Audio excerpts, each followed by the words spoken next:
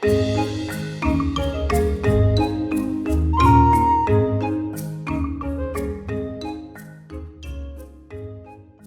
trees, they respond to the environment that they live in, and some things are necessary for a tree to grow. It can be nutrients availability and access to water, but also they grow through photosynthesis, and this is a chemical reaction that goes quicker when it's warmer. So meaning that they also respond to the temperature.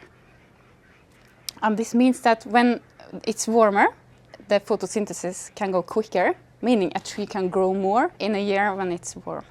Then you will see a wider tree ring for that year.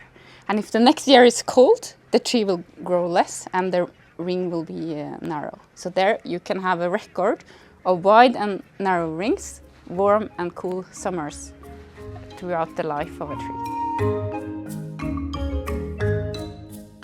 Sure. So to be able to collect trees that would be sensitive to climate, you have to look for trees that would be stressed by climate.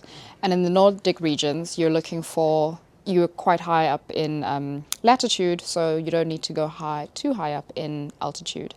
So if you go towards the tree line, you'd find more temperature sensitive trees. And if you go to more drought regions in the Nordic countries, you'd maybe find more precipitation sensitive trees. So again, the tree itself has to be stressed by whatever parameter you're looking for, whatever climate variable you're looking for. And then to core them, especially if you're doing living trees and don't want to damage them, you would use an increment corer quite like this one. And using this, you would drill into the tree and you'd retrieve a core that would look something like this from a living tree. So on the one end you'd have the bark if the tree was alive, and you'd go straight in to hopefully get to the pith of the tree. And you'd extract this and the tree stays alive.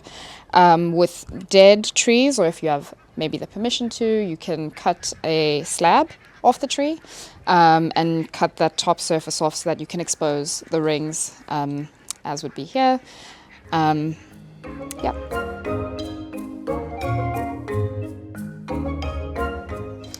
Actually, I never cease to be surprised because, for one, it's very hard to know how many tree rings is in a tree. You can't really judge it all that well just based on the size. One of the oldest trees I've cored was more than 500 years. I think it would be 530, approaching that soon. It's still alive, and it's not thicker than this, the trunk, so it's not a particularly big tree. I've also cored trees, and that is the sample that you saw by Wendy, that are quite large but have really wide rings. So you can't really tell by the age. And also once I cored a tree and it looked fine on the outside, but when I core and tried to extract it, water came pouring all over my clothes because inside the tree it was rotted and was filled with water that just came rushing out, and it was warm water coming out of the tree. So yeah, it's full of surprises. Yeah, so when we talk about the little ice age and tree rings, I think you can expect in Scandinavia or Northern Europe in general maybe to see sort of suppressed or very small narrow rings maybe in the early 1600s, as that would line up with the coldest period of the Little Ice Age.